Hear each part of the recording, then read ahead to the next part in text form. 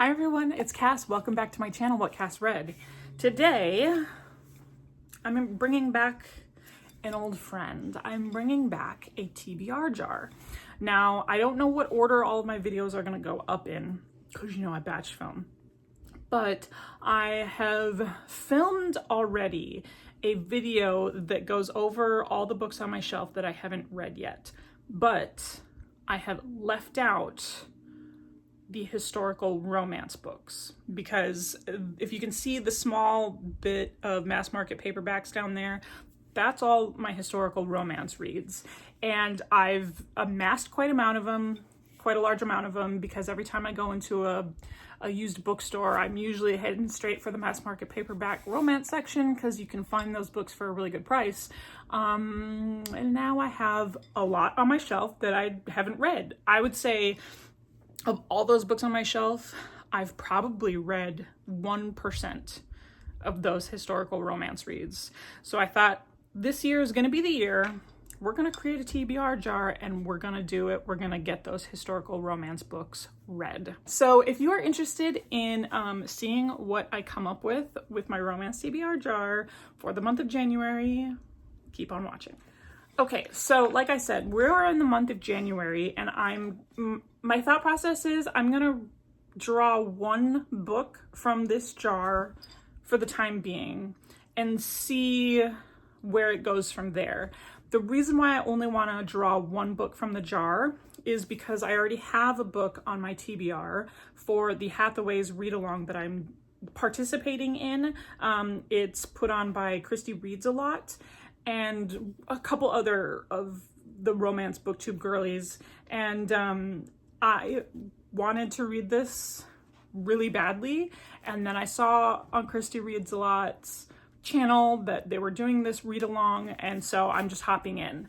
And so the Hathaways is a series written by Lisa Kleypas, and it kind of ties into, I think it kind of ties into her Wallflowers and Ravenel's world, but not totally. Maybe there's some characters that we might see that have popped up in other of like Lisa Kleypas's books, which is why I wanted to get to this one really, really badly. And I think this is the first one, Mine Till Midnight. When an unexpected inheritance, yes, elevates her family to the ranks of the aristocracy, Amelia Hathaway discovers that tending to her younger sisters and wayward brother was easy compared to navigating the intricacies of the ton. Even more challenging, the attraction she feels for the tall, dark, and dangerously handsome Cam Rohan. Wealthy beyond most men's dreams, Cam has tired of society's petty restrictions and longs to return to his Roma roots. When the delectable Amelia appeals to him for help, he intends to offer only friendship, but intentions are no match for the desire that blindsides them both. But can a man who spurns tradition be tempted into that most time-honored arrangement, marriage? Life in London society is about to get a whole lot hotter.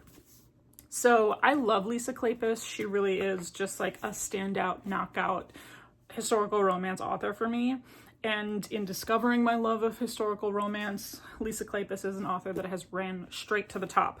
So yes, this whole series, I think there's 5 books in the series, so we're going to be doing this read along with Christy Reads a Lot from January until May. They're doing 1 book a month, and then they've also got the live show going up on their channel. I think they do their live shows like pretty early in the month, so I actually have to get started on this. Yeah, but anyways, so an unexpected inheritance elevates this whole Hathaway's family, and so each of the books follows one of the siblings in this family, and I just think Lisa Kleypas does sibling relationships extremely well and families really, really well, and I love her, so I'm excited. All right, now the other books that are in this TBR jar are a list of books that either A, I've started on the series and this is just the next book in the series, or these are first books. I've put first books only of series of some historical romance series in there, so that way I don't accidentally go out of order. I know for historical romance you can go out of order, but I typically don't like to do that. Okay, let us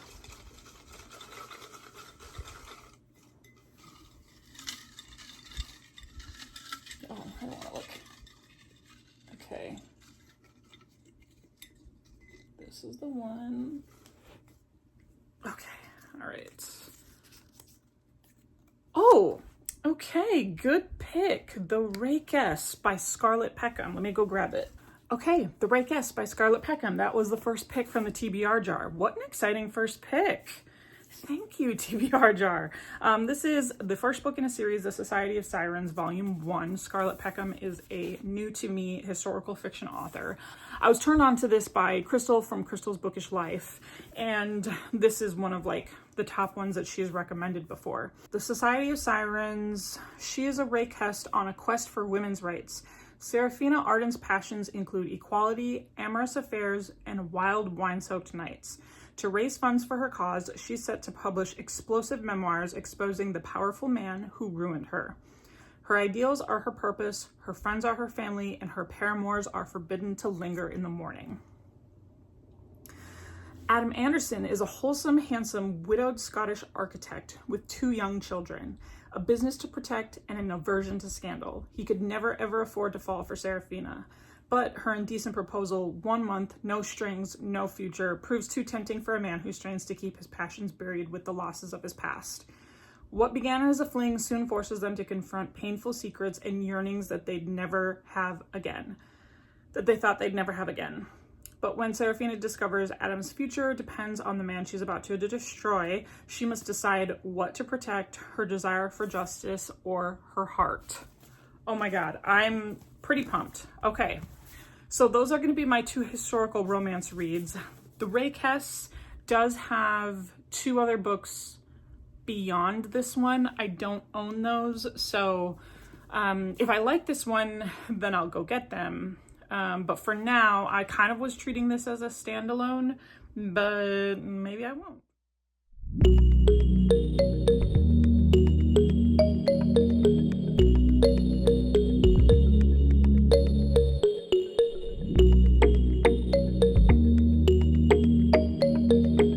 Okay, I thought I'd film a little get ready with me update. I finished that cardigan. I'll have to show it off. And that was actually the first cardigan that I ever did. So that was really exciting. I finished that last night. And then book-wise, I have finished the Hathaways book number 1, which was Mine Till Midnight. Super swoony. Super swoony. So I have to watch the live show for the Historical Hellions. Is it the Historical Hellions that are doing it, or is it just like Christy Reads a Lot and a group of her friends? I don't know. I looked on Christy Reads a Lot's channel for the live show because I know it's already been filmed and I didn't see it there, so now I have to do some investigating to figure out where it ended up, whose channel it was on. Oh, but I loved it. It was super swoony. I just got done reading Sarah J. Maas. And she, like the last 4 books of hers that I read were just disappointing. That would be A Court of Silver Flames, and then the entire Crescent City trilogy. I don't want to say Crescent City was disappointing because I went into that with low expectations, knowing that I was going to be let down because I'd already DNF'd that series. So imagine my surprise when Lisa Kleypas, in half the amount of pages that Sarah J. Maas takes, made me completely fall in love with a new family and a new love interest in like 300 pages. And I am completely here for the Hathaways. It's hard to like put them up against the Wallflowers and the Ravenels because each one of these families is so different and they're so lovely and they just have their own quirks and I love it. I didn't know that you were supposed to read the Hathaways in between the Wallflowers and the Ravenels. I went straight Wallflowers to Ravenels. I mean, it would have been enjoyable to like, I don't know. I don't think so. I think read them in whatever order that you want, as long as you read Wallflowers first. So that's my 2 cents. I don't think it would have mattered. But I didn't know that that was like chronological order, where you'd see the families like in the timeline. But it was really fun for me because it had been so long since I saw some of these wallflower couples, to see them again in this first book. So I hope we get to see more of them in the rest of the series. And I love Lillian as like not being in her head. I didn't totally love being like in her point of view for her book, even though I loved her book, but seeing her again and just like knowing already how, I don't know, brash, forward, not English, how American she is, just in terms of her mannerisms and her speak, and like knowing that the Hathaways kind of feel like really like odd person left out because of their circumstances. Just knowing in the back of my mind that Lillian was not going to judge them at all, was just going to accept them and love them as they were. I'm really, really glad for that. I'm really glad for that. Okay, what makeup am I going to use? I want to use, this might be a little too full coverage. Do I just want to go with my favorite tried and true? I think I will. L'Oreal True Match Nude. It's the Hyaluronic Tinted Serum. Okay. So the downside to this serum foundation is that there's not a great shade range. I think Maybelline has one that's very comparable just in terms of how it feels and how lightweight it is. That's why I love wearing it every day. And if I'm going to be at home all day, I don't need a full face. I used to be able to just wear like a full beat, full face for my work day because I needed it to last, you know, more than 8 hours for an 8-hour work day. And it was like no big deal. I didn't care that it was a full face, a full coverage foundation. But now after being home, I think this is like, if I started staying home in April, so it's like April, May, June, July, August, September, October, November, December, January. Okay, so I'm in month like 8 or 9 of being stay-at-home full-time. I don't want to feel a full coverage foundation on my face. You know what I mean? All right, that one I leave on the desk because it is very liquidy, be warned. Okay, so the other thing that I really liked about the Hathaways was, I mean, there's too many good things. And coming off of such a disappointment of Sarah J. Maas, like to have Lisa Kleypas like knock it out of the park and not need as many pages, to sell me on a family and to sell me on a romance, it was everything. I loved our main couple. At first I was nervous that this like insta attraction and not really sure like how they were attracted to each other, just like that instant magnetism that they had. At first I was like, oh, am I not gonna like this? Because sometimes I don't. But no, in Lisa Kleypas's capable hands, it made complete sense how these two characters wound up having like their first meeting and then their next encounter and every subsequent interaction after that. I loved it. And their first night together, ooh, I loved that. Just kind of, I don't know, it kind of reminded me of, not in like plot points, but it kind of reminded me of Outlander and like Jamie and Claire coming from two completely different walks of life. I mean, completely like culturally different walks of life, and finding common ground, and then our male lead using that to like woo our female. It was super swoony. It was easily, well, I did read another romantasy type book, but it was probably, no, I don't know. The newest book that I just read might have knocked out that love scene as far as like greatest love scene that I've read this year, but it's pretty high up there. It's pretty darn good. Yeah, and I cannot wait to see how the rest of the series goes. So I have to watch the live show, and then I have still to read the Scarlet Peckham book. So that was the Rikess. I just started on that like overnight, and I didn't get very far yet. So I can't tell you that much. I will tell you the author's note is very interesting. So Scarlet Peckham, the Rikess, she is basically like, how come men get to flaunt all of their affairs in these historical romances and they're totally fine, but then the woman was the ruined woman. And so her main character has that attitude. And so she's like, I'm gonna live my life in that exact way. But like the main, I guess, plot line that's gonna run through the whole series is they have like a older woman mentor that, you know, agreed with their lifestyle. This group of women who call themselves the Society of Sirens, who agrees with their lifestyle, like them, you know, choosing to take lovers and still be a part of society and not be the ruined woman, that kind of thing. So she has been like imprisoned, and that is within like the first 20 pages of me starting the series. So it's pretty interesting so far.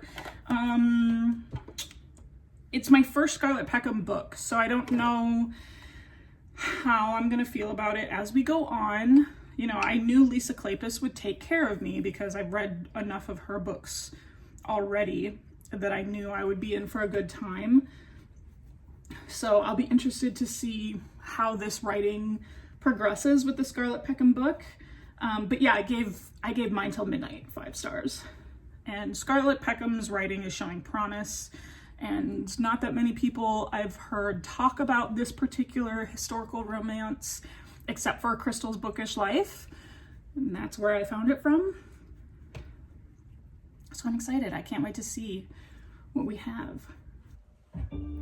Okay, I just found the Hathaways read along live stream. It's on Tiff's Talks Pages channel. So I'm going to crochet and watch that. See you back. So I'm so excited. This is so great. And so this is going to take us throughout the year again. I'm very, very excited about this. Yes. Facts. I have the hardcover, which, you know, interesting enough, I don't have the step back photo. So I'm like over here. It's not on the back either? No, you know, I also have a I literally just came on to say I just finished watching the live show and I'm like buzzing from even the replay. I am just buzzing with excitement. It was so much fun to watch. Hopefully I can read, well, now I want to. Now I want to catch up and actually participate live and like be there for the live chat and stuff for the next book, Seduce Me at Sunrise. I'm so excited. God, it was so much fun. I was laughing, LOLing, laughing out loud by myself, crocheting, not even in the live show. Okay, so yeah, there were so many things that they talked about that I just like totally loved. I'm so glad that I'm not the only one who like instantly swooned for Mine Till Midnight. It was interesting to hear, let's see, the different discrepancies between the audiobook and the written version, because I read the book instead of listening to it, and I have listened to Lisa Kleypas's books before in the past, so I didn't realize there was that big of a difference between the written book and the audiobook. And I'm gonna tell you right now, you have to just read it. It's so steamy, so swoony. It, like, everything that they were talking about, I was like there with them because I read it. But if I had only listened to the audiobook, I don't think I would have understood any of the nuance of our main character, Cam. Anyway, it was so good. I'm still crocheting and I have the rikess with me. So that's still on the deck. What is it? On deck for the next one. Okay, it is the end of the weekend, and I have to give my final update for the vlog and talk about the rikess. So this was not how I anticipated ending this vlog, because you saw me draw the book from the jar and I was genuinely excited for it. But I'm gonna take the blame for this one. I have to DNF this one. I didn't do my due diligence and take a look at the trigger warnings or the content warnings. And I got, I don't know, like page 50 out of a 400-page book. And there's some like really heavy-handed hints about like the character's past and what could potentially be coming up in the future. And I was like, oh no. And I had to check the content warning and the trigger warnings. And sure enough, some of my most hated tropes are in there. Just things that completely trigger me were in there. And I was like, oh, well, I guess this book is just not for me. That sucks. Because then what I ended up doing to like verify it, and I can't be the only one who does this, because sometimes I have to for the sake of my mental health, right? But so I looked up the trigger warnings, and then once I saw what the trigger warnings were, then I looked into some reviews to confirm that these hints that I was picking up on were going to wind up where I thought they would. And yes, they do.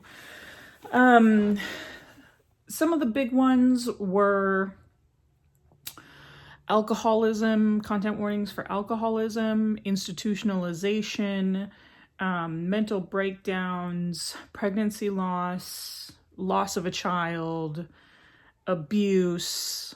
It ended up being something where I was like, this cover doesn't set me up for that kind of story. And I just was like, I guess I'm not gonna finish this book. The first 50 pages, I mean, they were okay.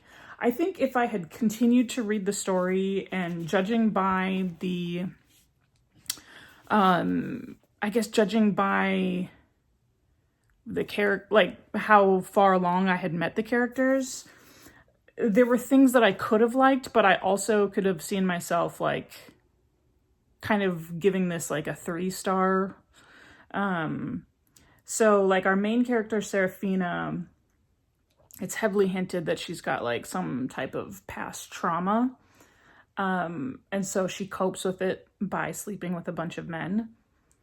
And then our hero, what's his name? Adam is a widower, not a super recent widower. His wife died 3 years ago, but he's got 2 kids and he lives with his sister. And like his story was already like really sad. And I was like, damn, this is turning into something like way more depressing than I was looking for. So, that was not how I wanted to end my first month of my romance TBR jar. But I'm glad that I did it, because I didn't really have any kind of timeline for when I was going to pick up this book. So that's what the romance TBR jar is for, is to like give me those prompts to pick up the books that I know I need to read and I need to try, but haven't gotten a plan for it. So I guess that's what I have to say about the rikess. Such a bummer. So next month I'm going to do another draw. And I'm still going to continue on with the Hathaways read along. So that was a huge success. You guys saw me just completely gushing and loving on that book. So hope is not lost on my love for historical romance. So that's what I'll keep doing. And it's the end of the month, and I've already picked up another series, and I'm going to start vlogging on that, because I actually, in the background, I've been rereading the Stormlight Archive. So I just finished book 1, The Way of Kings, which is over 1,000 pages. I finished it yesterday and I was like, I need a palate cleanser. I need something to just kind of like fun, casually read until I pick up the next book, which will be pretty soon. But so I actually have started on Fourth Wing for the first time. I was like, why not? But I guess the time is right, since I ended up DNFing the book that I thought I was going to be working on. So that's what I'm in the mood, just for a little casual, sloppy little mess with some dragons. And I'm going to vlog my experience reading Fourth Wing for the first time. So if you're interested in that, go ahead and stay tuned. Thank you so much for tuning in. If you are also interested in my TBR jar picks, be on the lookout next month for the TBR jar, and see what I end up reading. I'm tired. I had a toddler birthday party today, and those are not for the week, and I'm very tired, so I'm sorry for looking disheveled.